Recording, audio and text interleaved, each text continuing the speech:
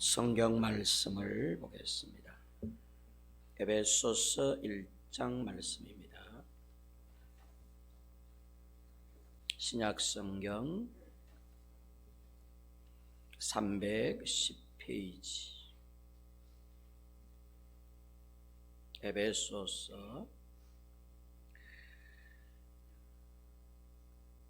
1장 3절로 6절까지 제가 봉독해 드리겠습니다.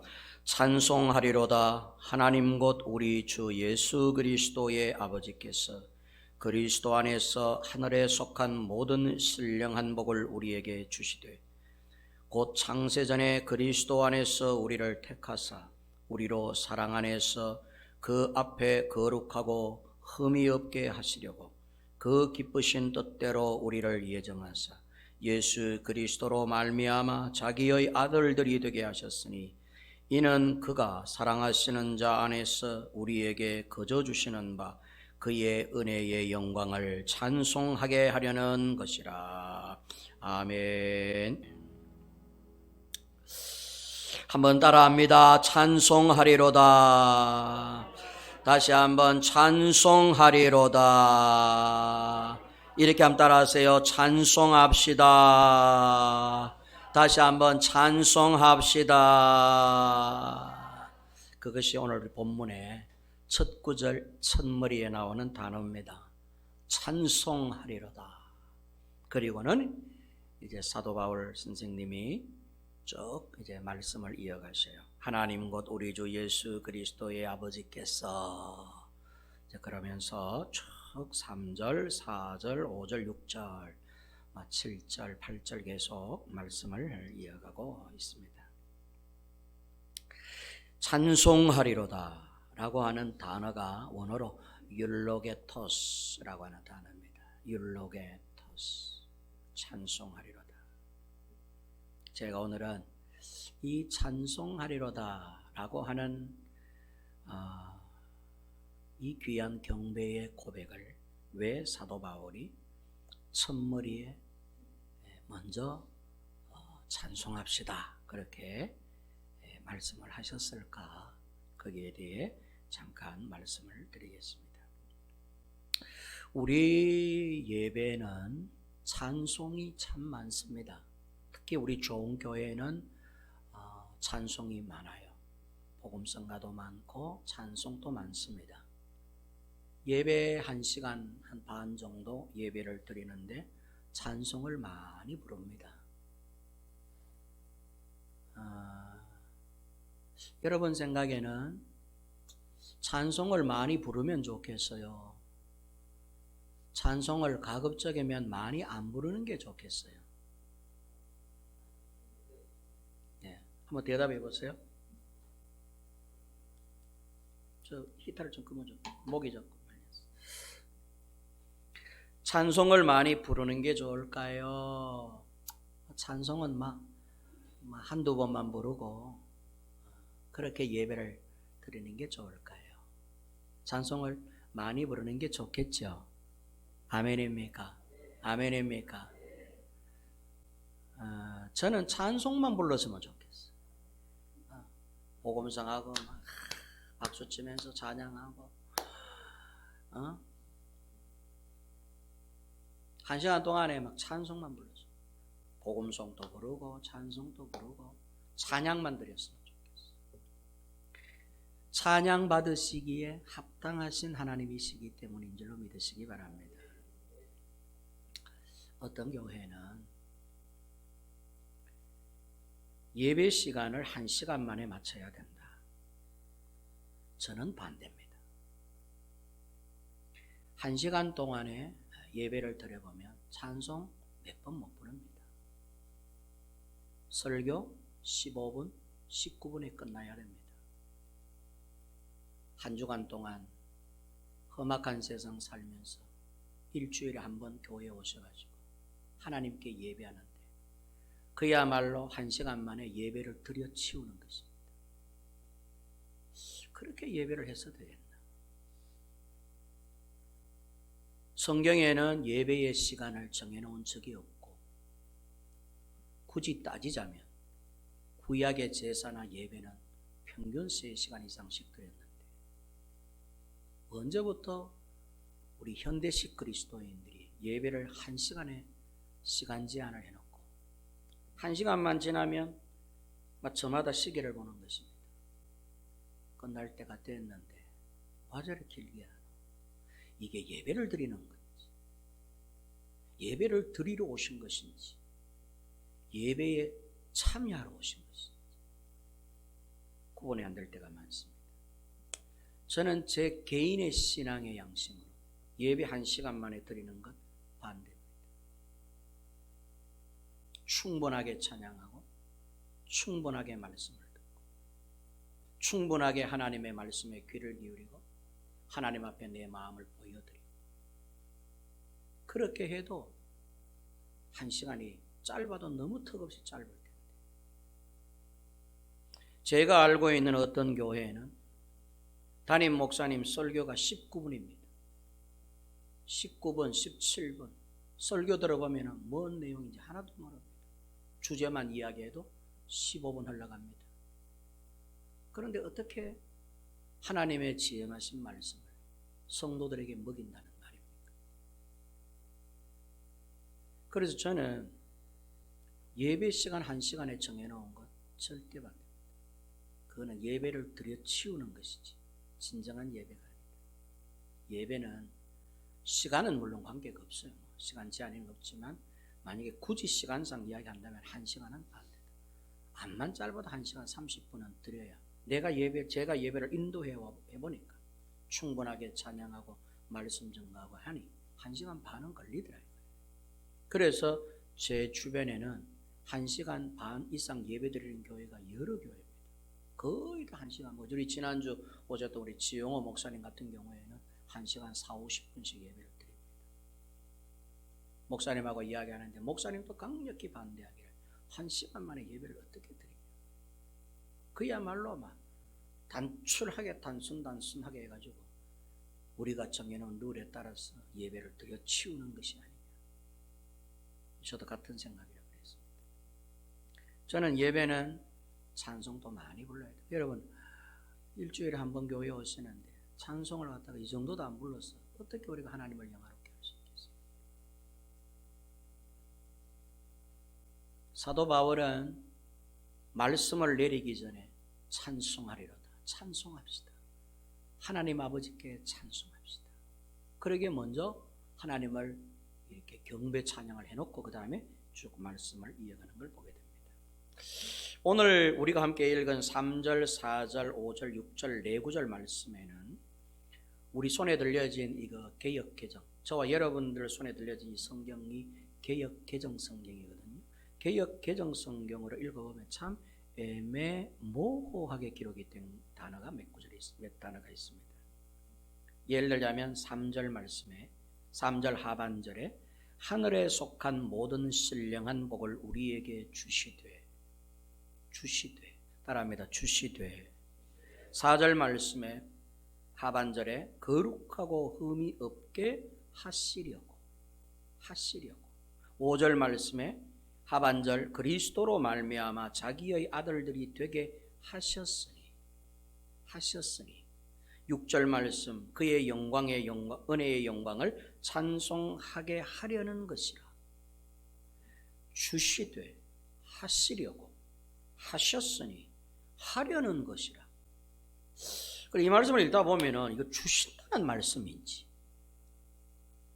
복을 주시겠다는 것인지 아니면은 지켜본 다음에 주시겠다는 것인지 하나님이 지켜보시고 있다가 너희들이 잘 못하면 복을 거둬가 버리고 내 마음에 들면 주시겠다는 내용인지 4절 말씀에 거룩하고 흠이 없게 하시려고 거룩하고 흠이 없게 해 주셨다는 것인지 앞으로 주실 것이라는 것인지 지금은 그러면 안 주시고 있다는 것인지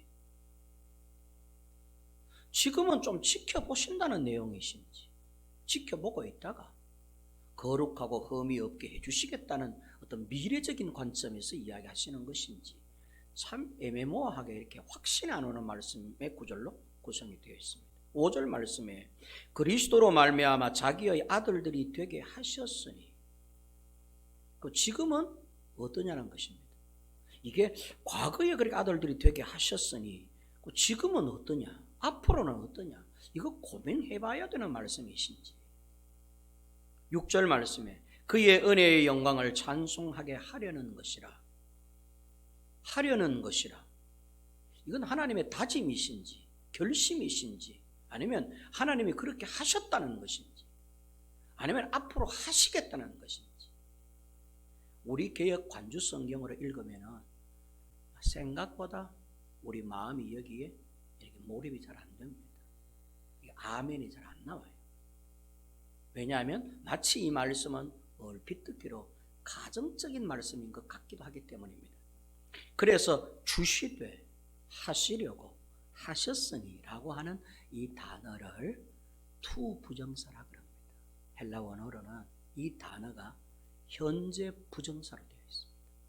현재 부정사라는 말은 현재를 부정하는 단어인데 현재적 단어다, 이런 뜻입니다. 현재를 거부하고 현재에 매여 있는 단어가 아닌 현재적 언어다, 그런 뜻이에요. 좀 이해하기 어렵지, 그죠? 제가 이걸 설명을 좀 드리려고 그래요. 왜 이거를 성령께서, 성경을 기록하신 성령 하나님께서 이 구절을 현재 부정사로 기록을 해 놓으셨을까? 사도 바울을 통하여 현재적 단어 아니면 미래적 단어 확연하게 그렇게 명사로 사용한다든지 품사로 사용하면 될 걸 갖다가 왜 하나님께서는 바울의 손길을 통하여 현재의 단어인 것 같은데 현재에 매여 있지 않는 단어이면서 현재적 단어인, 왜 이런 의미의 현재 부정사, 투 부정사로 기록을 하셨을까?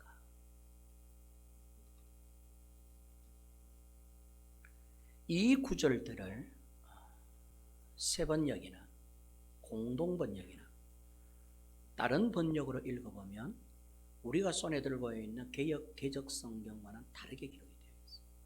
아주 명쾌하게 기록이 되어 있습니다. 세번역 성경으로 읽어드릴게요. 세번역 성경이 사실은 좀 이렇게 내용과 의미에 굉장히 가깝게 기록된 번역서라고 알려져 있습니다.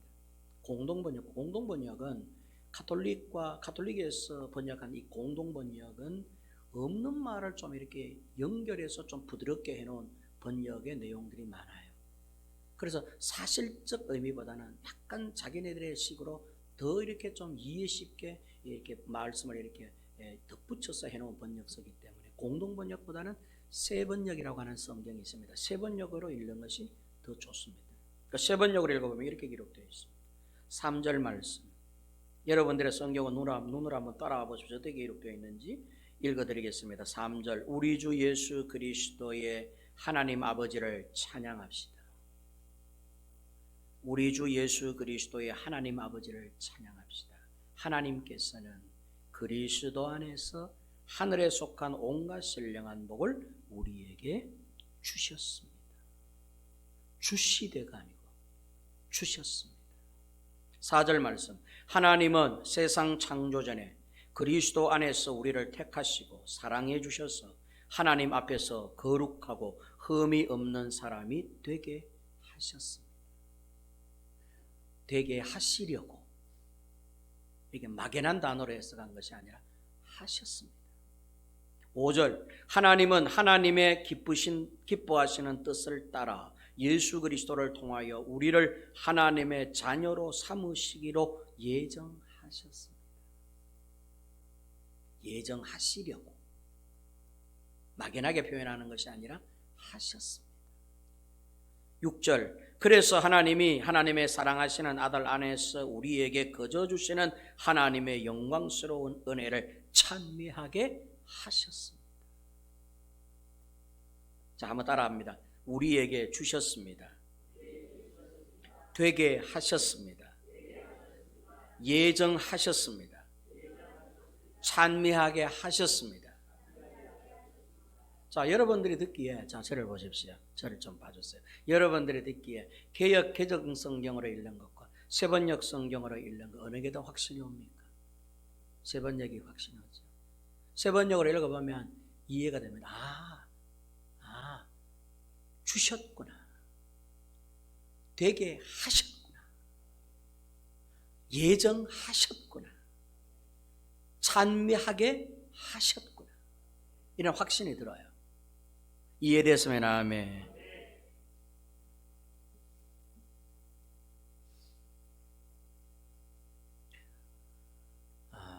여러분들은 영화를 좋아하십니까? 저는 영화를 참 좋아합니다. 주일날 같은 경우에는 집에 돌아가며 저녁 먹고 보이차 한잔 하면서 좀 쉴 때에는 영화 한 편 봅니다.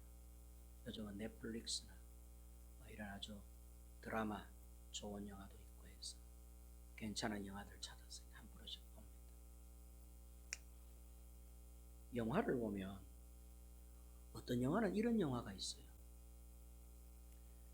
시작과 동시에 어떤 장면이 안에 딱 나오는데 막 사건이 막 터져, 막 폭발하고, 아니면 막 누가 막 들어쳐가지고 막 잔인하게 죽여버리고. 첫 장면에 말이죠. 첫 장면에 이게 무슨 내용이지?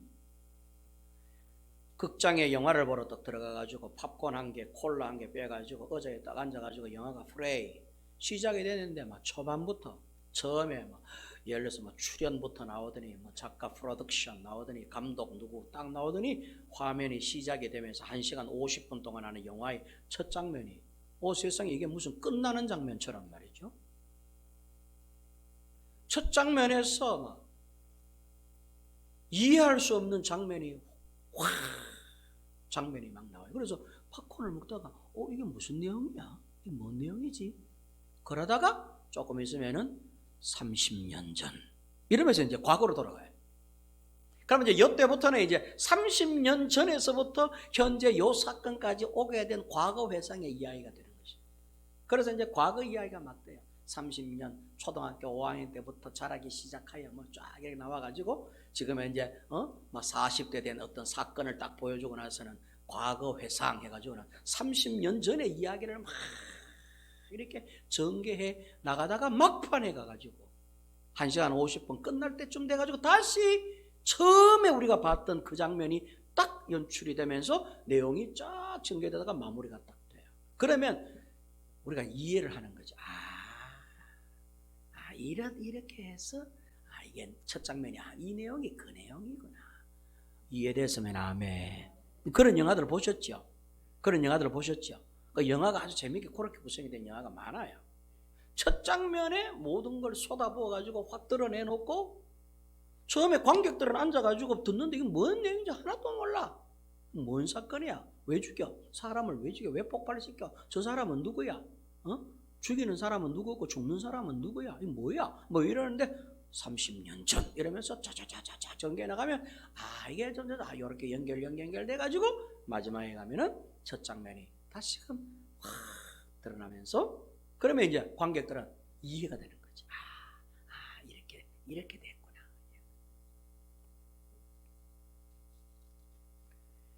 지금 사도 바울 선생님은 오늘 본문 내용을 전개를 그렇게 하는 것입니다. 보세요. 예를 들자면 하늘의 3절 말씀에 하늘에 속한 온갖 신령한 복을 우리에게 주셨습니다 라고 첫 장면을 전개를 딱 시키는 것입니다. 그 다음에 4절 말씀에 거룩하고 흠이 없는 사람이 되게 하셨습니다. 왜 되게 했는지 이유를 몰라. 왜 거룩하고 흠이 없는 사람이 되게 해주셨는지 지금은 몰라. 근데 해주셨대. 결론부터 나와 첫 장면에. 그리고 5절에 예정하셨습니다. 우리를 하나님의 아들과 딸로서 이미 예정하신 것입니다 라고 첫 장면이 딱 나와. 왜 예정했는지는 몰라. 무슨 이유로 무슨 근거로 우리가 어떤 자격이 있기에 하나님이 어떤 근거로 우리를 하나님의 자녀되게 해주시고 거룩하고 흠이 없는 하늘나라에 살만한 합당한 자로 이렇게 만들어주신 이유는 몰라. 근거도 몰라. 근데 답부터 보여주시네. 그리고는 우리로 하여금 과거 회상하듯이 이 땅에서 마치 살게 해주시오. 그러다가 마지막에 가면 어떻게 되느냐 하면 마지막에 가면 우리는 다시 이 현장으로 가게 돼요. 그래서 우리가 이제 이 성경 말씀을 이렇게 읽다 보면, 예를 들어서 하늘에 속한 온갖 신령한 복을 우리에게 주셨습니다. 뭐 어떤 복인가? 뭘 주셨다는 말이지? 거룩하고 흠이 없는 사람이 되게 해주셨습니다. 지금 내가 내 자신을 보니까 하나도 안 거룩한데, 내가 나를 보면 참 실망스럽게 그지없는데, 나는 흠이 없는 게 아니라 흠이 억수로 많은데, 매일같이 신앙생활, 믿음생활 하면서 거룩해 보려고, 흠 없어 보려고 노력하는데도 불구하고 거룩하지 않는데, 흠이 엄청스럽게 많은데, 근데 성경은 거룩하고 흠이 없게 하셨대. 그래서 이게 매치가 안 되는 겁니다. 지금 현재 살고 있는, 몸을 입고 살고 있는 나의 형편과 처지를 보면 하나도 거룩하고 하나도 흠이 없는 게 아닌데, 오히려 흠 많고 불결한데, 하나님이 지금 농담하시나 장난치시나? 하나님만 거룩하고 흠이 없게 해놓으셨대. 우리는 하나도 안 거룩하고 하나도 흠이 없는 게 아닌 것 같은데, 천지가 흠인 것 같은데, 하나님의 거룩한 자녀가 되게 해주셨다? 내가 나를 보면 나는 이 악한 영의 자녀인 것 같은데, 나는 세속적인 자녀이며 이 땅의 자녀인 것 같은데, 하늘 하나님 아버지의 자녀로 삼아 주셨대. 말이 돼 이게?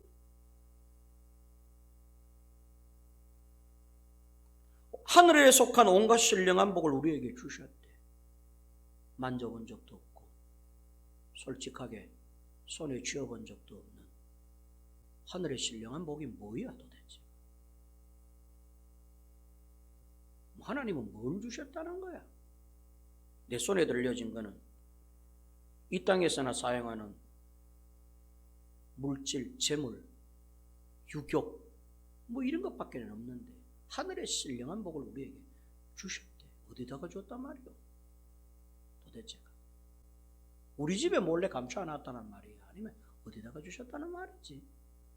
근데 성경은 하늘의 신령한 복을 너희에게 주셨느니라, 거룩하고 흠이 없게 하셨느니라, 하나님의 거룩한 아들과 딸이 되게 하셨느니라. 그렇게 답을 주신단 말이에요. 지금 현재 우리 형편, 우리 상황으로 보면 이 말씀이 도통 이해가 안 되는 거죠. 우리가 지금 여러분 바로 이 부분에 서 있는 것입니다. 아까 영화 이야기했죠. 첫 장면에서 하나님께서 마치 제가 방금 읽어드린 이 말씀처럼 확연하게 다 보여주셨어요. 이해가 안 되는 거예요. 무슨 내용이야 이게?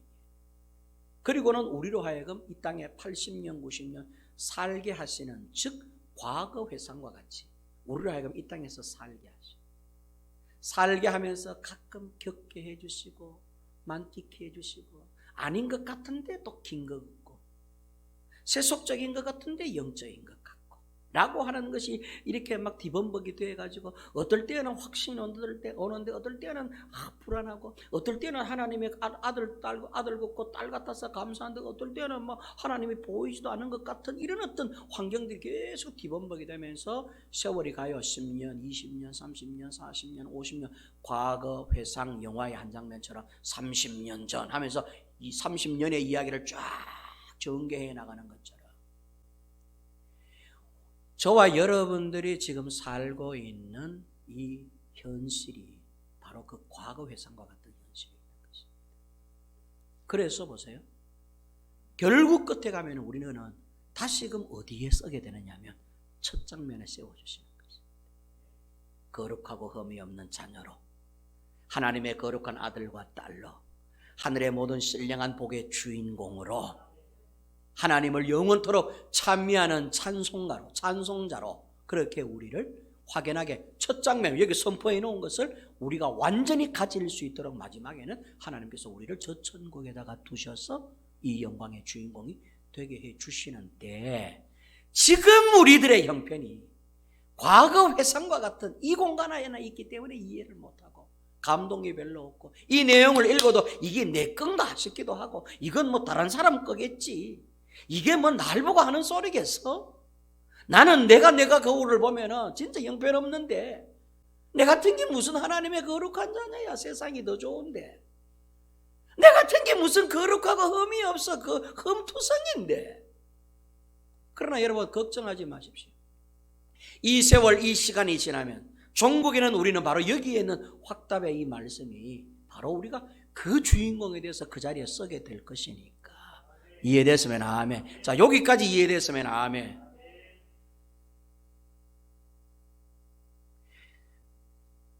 그래서 사랑하는 성도 여러분, 사도 바울이, 바울 선생님이 왜 찬송합시다 해놓고 이야기를 전개하는가, 그 이유가 이제 여기에서, 그 해답을 여기서 하나 찾을 수가 있는 것입니다. 이 말씀을 드리기 전에 마지막 하나 더 말씀을 드리자면, 자, 이것도 기억할 필요가 있어요. 하늘의 모든 신령한 복의 주인공이 저와 여러분들은 되었고, 아멘, 아멘, 아멘. 자, 보세요. 하늘에 속한 모든 신령한 복을 우리에게 주셨대. 저와 여러분들에게 주셨대요.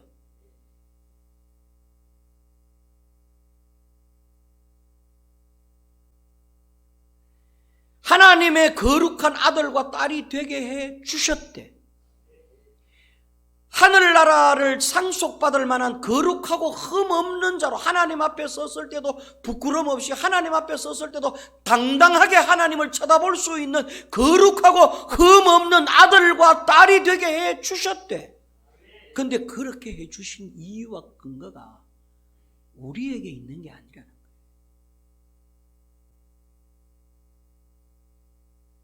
무슨 근거로 그럼 그렇게 해 주셨습니까? 하나님 무슨 이유로 나를 하나님의 거룩한 자녀 삼아주시고, 무슨 이유로 나를 하나님의 거룩하고 흠없는 사람으로 만들어주시고, 무슨 이유로 하늘나라의 모든 그 영광스러운 신령한 복을 받을 수 있는, 누릴 수 있는 주인공으로 삼아주셨나? 이유가 뭡니까? 도대체 무슨 근거였습니까? 무슨 이유였습니까?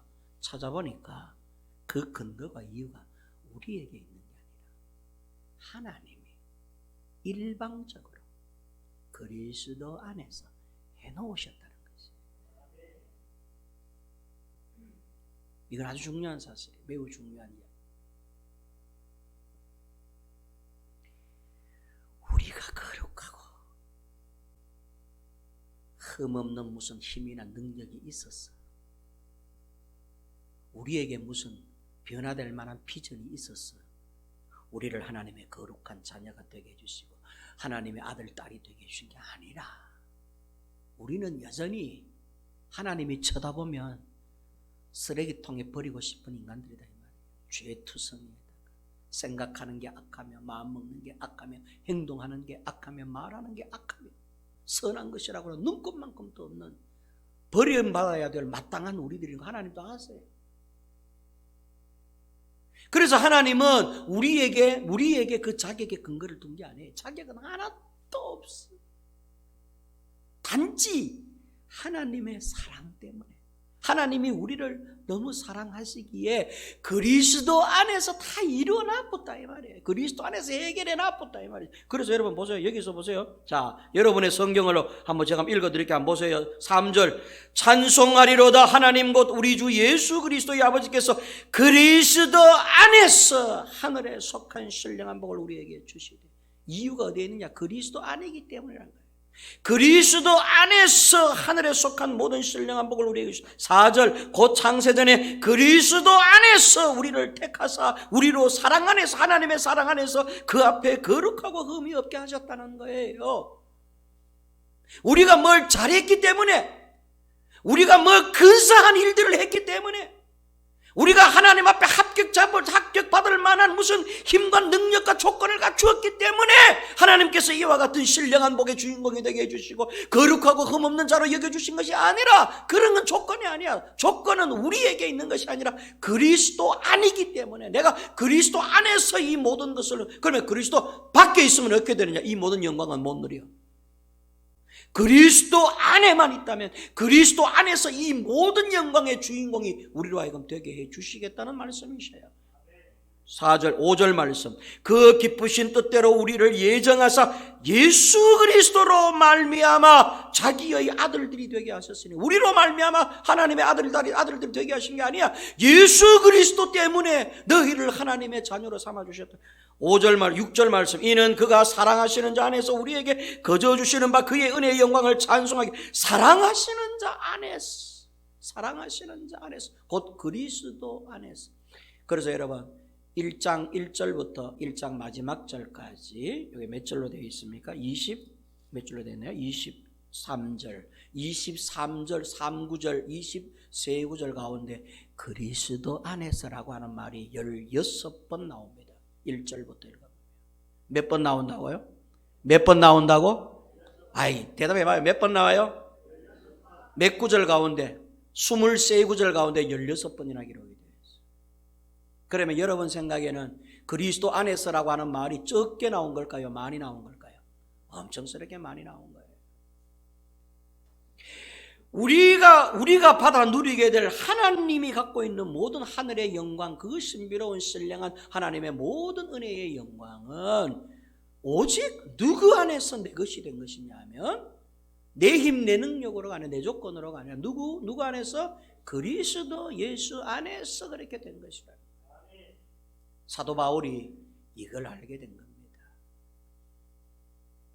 지금껏 사도 바울은 어떻게 살았느냐? 율법의 행함으로 의롭다 여김을 받으려고 살았거든. 그는 율법에 살았어요. 행위를 해서, 즉 다시 말해서 율법을 잘 지켜서, 율법을 완벽하게 지켜서 하늘의 신령한 복의 주인공이 되려고 지금껏 그렇게 살아와서 33년 동안이나 무려 33년 동안이나 율법에 심취해가지고 행위로 나의 조건, 나의 힘, 나의 능력, 나의 조건, 내가 잘해가지고 말이야, 내가 좀 율법을 잘 지켜가지고 하나님 앞에 점수 따가지고 신령한 복의 주인공도 되고 하나님의 거룩한 자녀로 합격점도 받고, 거룩하고 넌 흠없는 자야 라고 하는 걸 율법을 완벽하게 지켜 행함으로 그렇게 될 줄 알고 살아왔었어.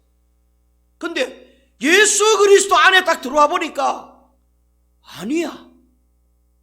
예수 그리스도 안에 딱 들어보니까 나는 벌써 예수 그리스도 안에 들어오는 순간 거룩하고 흠없는 자녀가 되었고, 하나님의 거룩한 아들과 딸이 되었고, 하늘나라의 모든 신령한 복의 주인공이 되어 있더라는 거예요.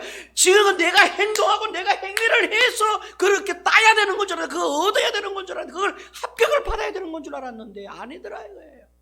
예수 안에서 들어오니까 다 하나님께서 다 주시더라는 거예요. 다.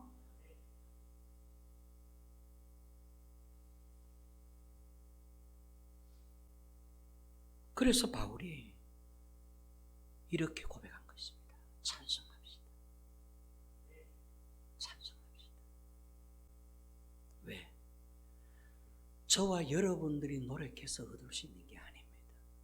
이는 오직 하나님이 우리를 지극히 사랑하사 그 아들 되신 예수 그리스도 안에 들어오게 만들어, 예수 안에서 우리는 완벽한 하늘나라의 아들로, 주인공으로, 양자로 삼아지는 거니까 3절, 4절, 5절, 6절의 주인공이 되는 것입니다. 그러므로 우리 함께 찬송합시다. 바울이 그래서 찬송하리로다 라고 하는 단어를 첫 구절에 기록을 해놓은 것입니다. 자, 사람들은 사도 바울을 많이 괴롭혔습니다. 예수 영접하고 나서 사도 바울은 33년을 살았습니다. 사도 바울이 66세에 돌아가셨거든요. 66세에 소천하셨어요. 근데 참 재밌는 게 33년 동안은 율법으로 살았고, 예수 다메섹 도상에서 만난 이후 33년간을 복음으로 산 사람이 바울입니다. 희한하지요? 그것도 묘한 게 예수님의 돌아가신 나이가 33세예요.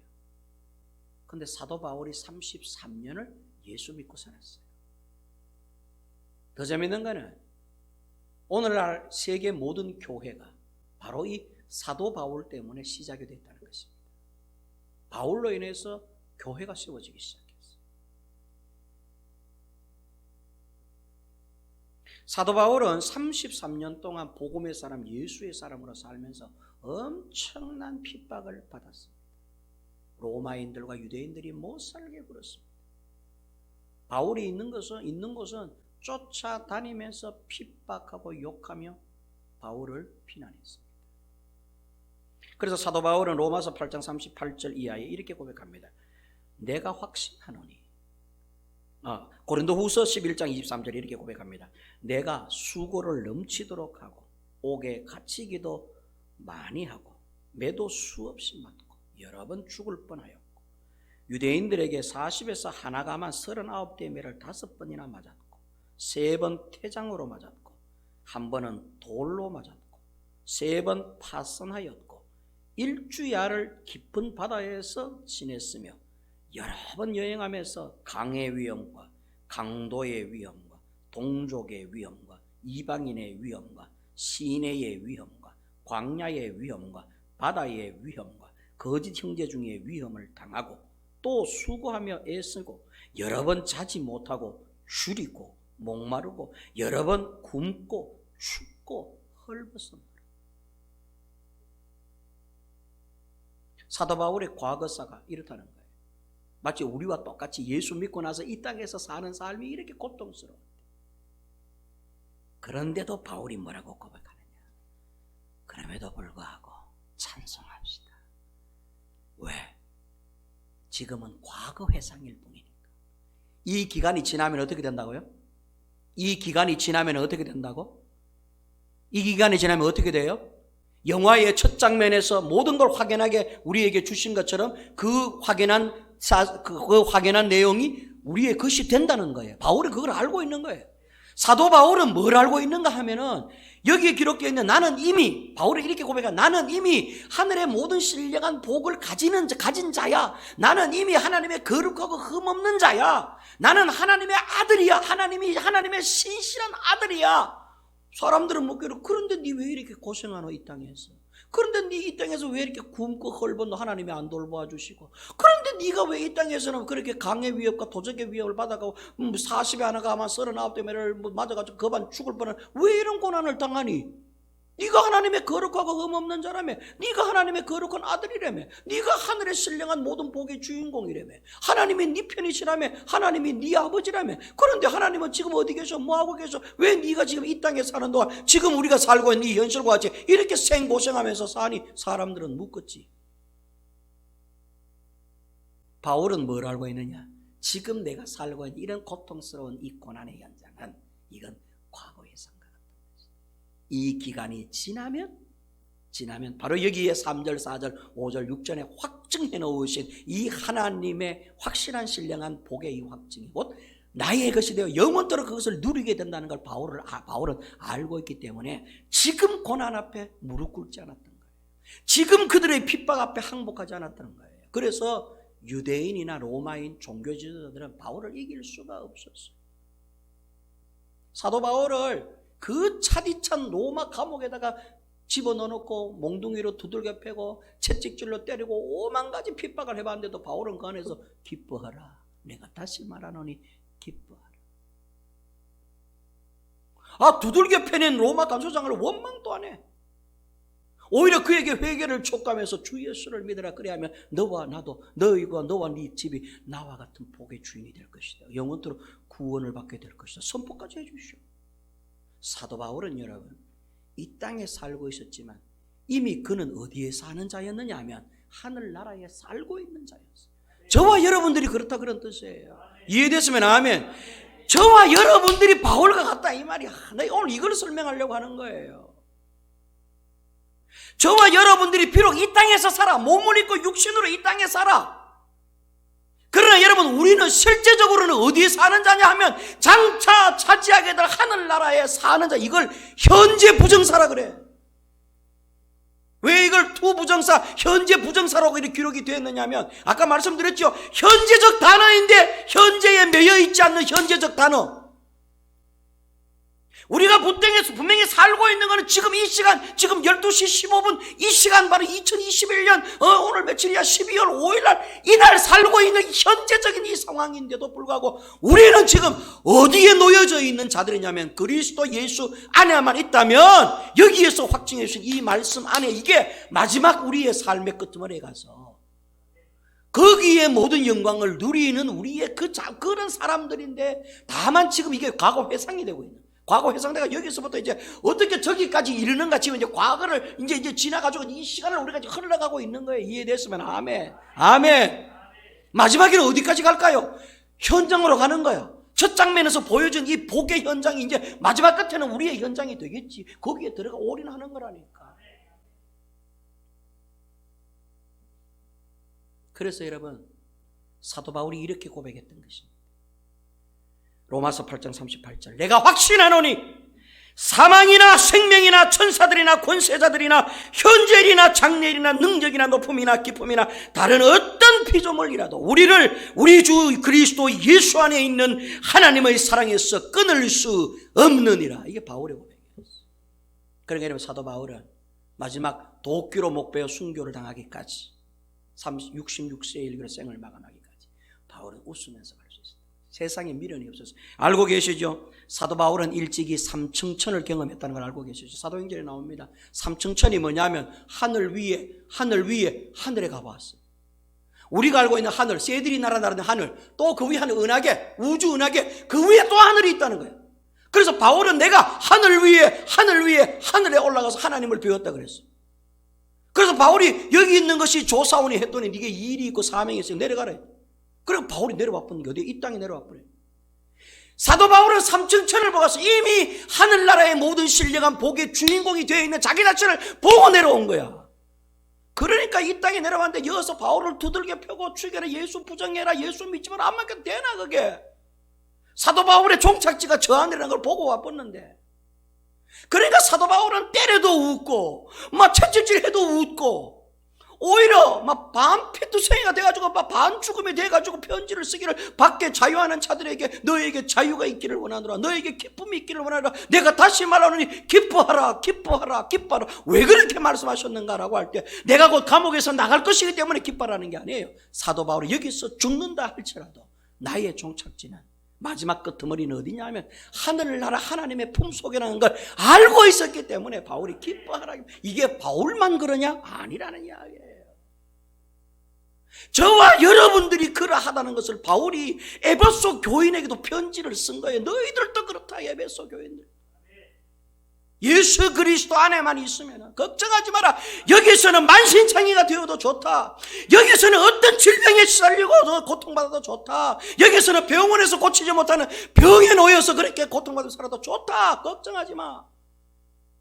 우리의 궁극적 종착지는 바로 여기 에베소서 1장 3절, 4절, 5절, 6절에 기록해 놓은 것처럼 세번역으로 아까 말 읽어드렸잖아요. 그죠? 세번역으로 우리에게 주셨습니다. 그 거룩하고 흠이 없는 사람이 되게 하셨습니다. 하나님의 자녀로 삼으시기로 예정하셨습니다. 은혜의 찬미가 되게 해 주셨습니다 라고 하는 이 현장이 마지막 우리의 삶의 끄트머리 현장이 될 거니까 그 속으로 들어가는 거예요. 이해됐으면 아멘.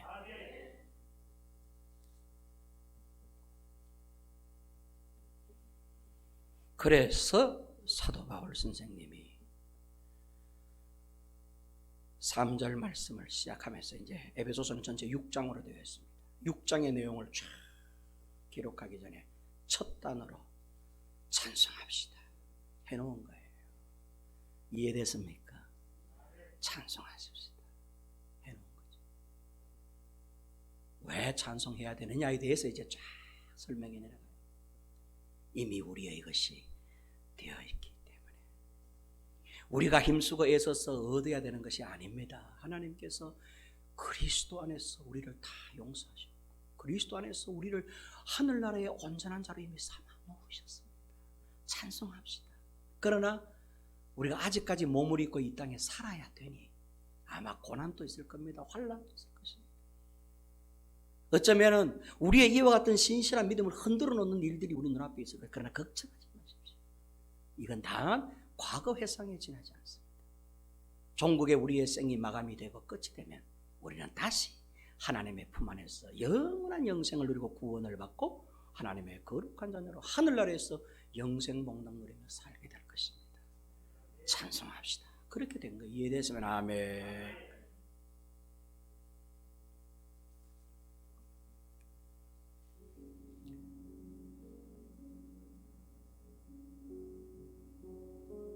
찬송하리로다. 율로게토스. 바울이 왜 이 고백을 했는가에 대해서 제가 지금까지 말씀을 드렸습니다. 이건 단순히 사도 바울 개인의 고백이 아니라 하나님께서 바울을 통하여 우리에게도 알려주고 싶으신 것입니다. 너희가 그리스도 예수를 믿고 있으니, 너희가 예수 그리스도 안에 있으니 너희도 똑같이 나와 똑같은 찬송의 영광이 될 것이다. 하나님의 거룩하고 흠없는 자녀가 장차 우리는 되었고, 그것을 이제 되었고를 이제 확인하러 가는 중이야. 우리는 이해됩니까? 우리 거기를 이제 확인하러 가는 거예요. 노장로님 이해됩니까? 이해되십니까? 박재근 집사님 이해가 됩니까? 그러니까 지금 현재 우리의 삶 때문에 흔들리지 마십시오. 이건 아무것도 아닙니다. 우리는 이미 그 영광의 주인공이 되어 있는 것입니다. 그래서 저는 성경을 읽을 때 예수님께서 이렇게 말씀을 하셨더랬잖아요. 나를 믿는 자는 영생을 얻었고, 지금 내가 살고 있는데 영생을 얻었대. 나를 믿지 않는 자는 이미 심판을 받았느니라. 아니, 아직 우리가 살아가고 있는데 왜 하나님은 예수님이 이렇게 단정적으로 말씀하셨을까? 오늘 이게 본문 내용과 같은 내용이에요. 우리가 지금 예수를 영접한다면, 예수를 영접했다면 우리는 영생을 얻은 자라는 것이에요. 그러나 지금 만약에 믿지 않고 부정한다면 너는 이미 심판을 받은 자예요. 너의 과거 예상은 마지막 가면은 심판담배 쓰는 것을 네가 경험하게 됩니다. 주님이 그렇게 말씀하셨던 것이죠. 지금 나를 믿는 자는 영생을 얻은 자이고, 지금 나를 믿지 않는 자는 심판을 받은 자예요. 제가 여러분 수요 예배 때랑 자주 말씀을 드렸습니다. 우리에게는 과거도 있고 현재도 있고 미래도 있습니다. 하나님께는 그거 없어요. 시간이나 공간은 우리를 위한 것이지 하나님을 위한 게 아닙니다. 하나님은 영원 전부터 홀로 스스로 계셨던 분이고 지금도 계시는 분이기 때문에 하나님께는 과거니 현재니 미래라는 게 없어요. 하나님은 언제나 지금 현재만 존재해요. 우리에게 그것이 막 세월이 지나 과거가 되었고 현재가 되고 미래로 가지만 아니에요. 하나님께는 어제나 오늘이나 내일이나 동일해요. 그래서 하나님은 알고 계시는 거예요. 지금 거부하는 너는 원래 거부하는 자예요. 지금 믿는 너는 원래 믿는 자예요. 그러므로 너는 만세전에 내가 택함을 받았고 너는 만세전에 내가 기억을 해서 너는 하나님의 거룩한 자녀로 삼아주신 것이다. 하나님께서는 알고 계시는 것이죠. 그걸 우리가 이 땅에 살아가는, 몸 믿고 살아가는 삶 가운데서 그걸 경험하면서 살아가는 거예요. 어떻게 지옥으로 가는가, 어떻게 심판의 끝짝으로 가는가를 불신자들은 경험하게 되겠지요. 끝까지 하나님을 거부하고 예수를 부정하면서 결국 그 자리로 가게 될 것입니다. 그런데 우리가 영생을 얻은 자라면 우리의 삶 가운데 그걸 경험하게 될 거예요. 어느 순간에는 예수님이 내 영 속에 들어와서 내게 주인이 되시고 나는 그분의 종이 되고 그분의 자녀가 되어 그분과 함께 사는 기쁨을 누리게 되는 것이죠. 그렇게 해서 어디에 가느냐라고 할 때 바로 영광의 자리에 들어가게 되는 것입니다. 사도 바울이 이걸 알았기 때문에 찬송합시다 라고 말을 했던 것입니다. 저와 여러분들이 이 확신을 갖고 이번 한 주간 또 주의 영광을 마음껏 그리고 누리면서 그렇게 살아가는 우리 모두가 되시기를 바랍니다. 은혜로우신 하나님 아버지, 하나님의 거룩한 딸로서, 하나님의 거룩한 아들로서, 흠없고 거룩한 자녀로서 과거 회상과 같이 이 땅에서 잠시 여기서 사는 줄로 믿습니다. 우리의 모든 삶의 과정을 지나면 전국에는 하늘의 모든 신령한 복의 현장으로 우리가 가게 될 줄로 믿습니다. 우리의 삶의 끝자락은 하늘인 줄로 믿습니다. 사도 바울 선생님이 이를 알았기에, 이를 믿었기에 찬송합시다 하고는 모든 말씀을 이어나가는 것을 보게 됩니다. 세상은 사도 바울을 이길 수가 없었습니다. 바울은 이미 하늘에 사는 자였기 때문입니다. 이 땅에 육신을 입고 비록 이곳에서 고통 가운데 핍박 가운데 살았지만 그는 하늘에 앉아 사는 자였습니다. 삼층천의 주인이었습니다. 그러므로 아무리 바울을 괴롭혀도 바울을 이길 수가 없었습니다. 오늘날 그리스도인들을 세상은 이길 수가 없습니다. 그 어떤 환난과 핍박이 와도 모든 그리스도인들은 삼층천곳 하늘의 주인이기 때문인 줄로 믿습니다. 하늘에 속한 자인 줄로 믿습니다. 하늘의 앉아 사는 자들인 줄로 믿습니다. 그 믿음을 갖고 이번 한 주간 또 주를 바라보며 소망 가운데 기쁨 가운데 살아가는 우리 모두가 되게 하여 주옵소서. 예수님의 이름으로 기도하옵나이다. 아멘.